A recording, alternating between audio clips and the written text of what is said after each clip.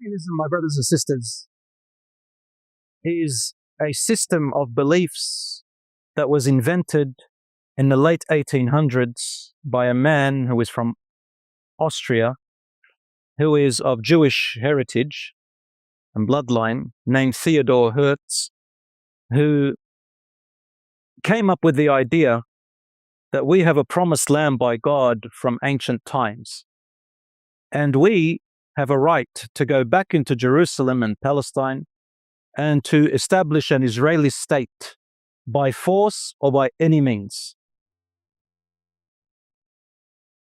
At that time, the Jews were dispersed. None of them were even thinking of that. And in fact, till today, there is a group of Jews who still adhere to an orthodox types of belief. They're called the Orthodox Jews. These are facts. And these Orthodox Jews believe very strongly. Some of them are anti-Zionists, some of them are just non-Zionists, and some of them are pro-Zionists. But the Orthodox Jews say we are not allowed to enter that land or take it over from any people. And we are oppressing them by doing that. You've seen them out in protest, haven't you? They've got big beards, dreadlock, the locks on the side and all that stuff. But yes, that's all good and nice. But they're not doing it because they believe that this is oppression in itself. They believe it's oppression because the Torah in their belief say that right now you're not allowed to enter it, but you will enter it. And the land is still promised to you, but the way that it will come to you is in a different means. They say we are waiting for the miraculous Messiah. When the miraculous Messiah comes, he will lead us into it and we will rebuild the temple and return back to that state. The Israelis, or the Zionists, they believe otherwise. They say we need to go in and take it by force, and we need to establish the Israeli state, and when the Messiah comes, he comes, whatever happens, happens. And there is another group of Jews who say that, let's say that we were able to enter Jerusalem and enter Palestine, take it, and becomes Israel, and everybody leaves, then how do we re-establish or reconstruct the Temple Mount? That's what they're after. Some of them said we'll build the wall. Some of them said, no, we'll wait for the Messiah to come and build it for us. And there's another group who say, no, we will build the Temple of Solomon, and they are going to offer deities, and they're going to go to idolatry as it was earlier before in history. Wallahi, this is in their beliefs. Brothers and sisters, there's corruption upon corruption. Anyway, this is some of their beliefs. And so the Zionist movement was formed, and we all know the story of Britain and World War II and the fall of the Ottoman Empire, and how Britain made the mandate called the British Mandate, and the other mandates, and then they came the Balfour Declaration by the Balfour Declaration 1948, which declared the Palestine or the Jerusalem Israel state, or Palestine or gave the Jews an Israel state, and they tried to do so many deals and I don't know what. I'm not going to go into all of that because everybody's got a counter argument. So what I'm going to say is this: the land of the Palestinians was taken from them through violence and force and through unfairness. And when the British told the Zionists or the Jews to go back in there, they did not ask the Palestinians what they want. They only asked the Jews what they want. So the people of the land had no say in what they do. And this was written by General Balfour in his little statement to one of his colleagues. We still have it till today. You can look it up, where he said, don't even ask the inhabitants of Palestine what they want. Just go in and do what you want. Brothers and sisters, based on this, the current Israelis, they say, well, based on this, it gave us permission. That means we're allowed to go into the land. They don't care about whether it was fair, whether it was just, whether it was unjust, whether it was really by what Allah subhanahu wa ta'ala had sent them with in the beginning, whether this was really the way Abraham, peace be upon him, and Isaac, peace be upon him, and Yaqub alayhi salam, and Dawood alayhi salam ordered and told us to live by God's rules. They don't even care about that. They just say this is our bloodline. And you know what? Now, even in the National Geographic and any scientific website you watch, you read about the archaeological findings of the inhabitants of so-called Israel and also Palestine, you will find that the DNA of both the Palestinians and the Jews and other inhabitants there, they trace them all the way back to the Canaanites. Even the Lebanese people, because it was a little bit bigger. Myself, for example, our DNA is traced all the way back to the Phoenicians, for example. So if you want to go by bloodline, every one of them has a right to that place if you want to go by bloodline. But subhanAllah, these beliefs, they come in and they want to force it upon everyone else. Brothers and sisters, of course, without going into too much politics, I said we're not. Let's talk about the current state of Al-Quds and the Israeli state. I've heard some people, especially some Muslims, they listen to stuff on TikTok and other places, social media, and I've seen this trend of a drum blowing and you hear the word Allahu Akbar, and people, they say, imagine hearing that voice. I would run. You would run. And how are you going to run to it? And how are you going to hear the voice, Aslan? And who are they? And how do you know that Al-Mahdi is attached to the current state of Israel right now in Palestine? And right now people are asking me, is this the sign of the Mahdi? Is the Mahdi come out? Is Dajjal alive? Is where the end of time? Is this the... I want to fix some misconceptions, brothers and sisters. There is nothing in the Quran or the Sunnah, even in the weak hadiths, that make a connection between now the current state of Palestine and Israel and the Mahdi currently. Later on there is. And this is what I want to, inshallah, give you hope about.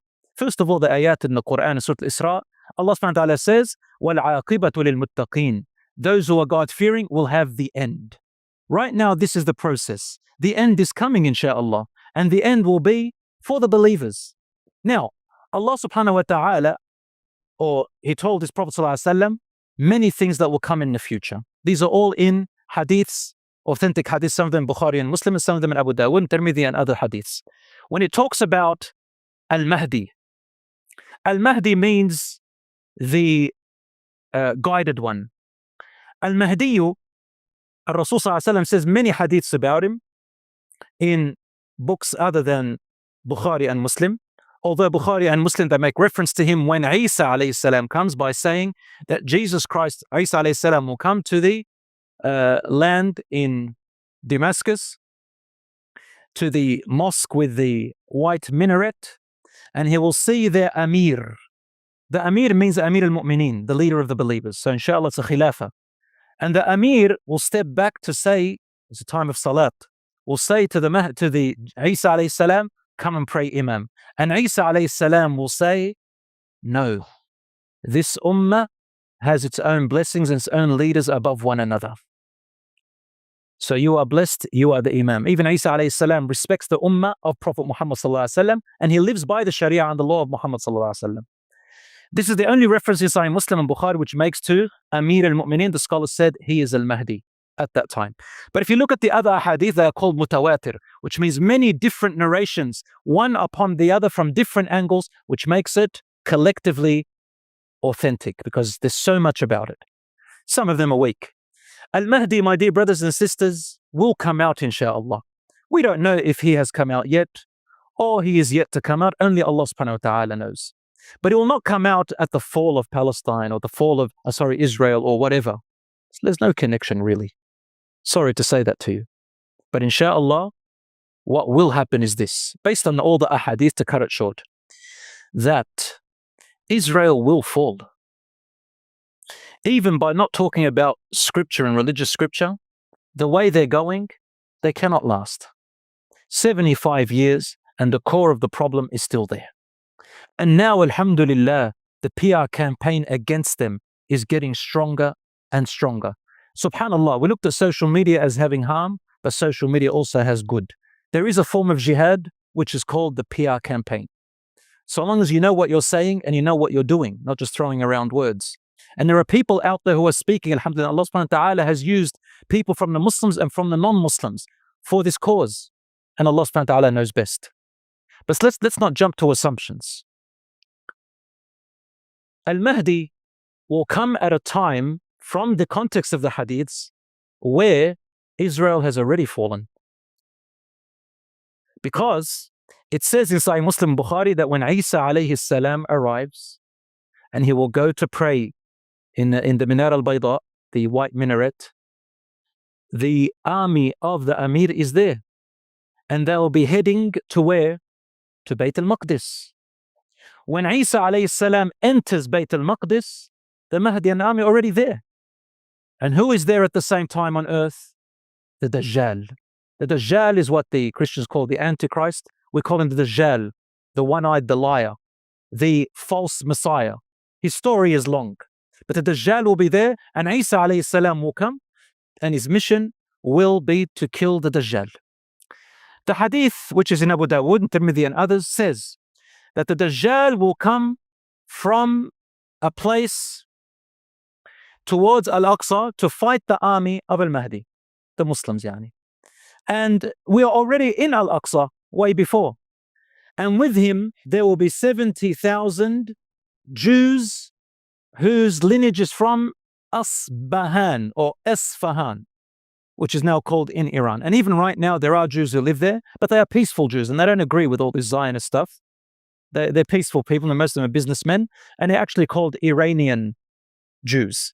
They don't call themselves Israeli Jews, but they're from Asfahan. And what this means is they'll come with 70,000 Jews from Asfahan, meaning that they did disperse in the world, but their origins and their lineage is from Asfahan once upon a time.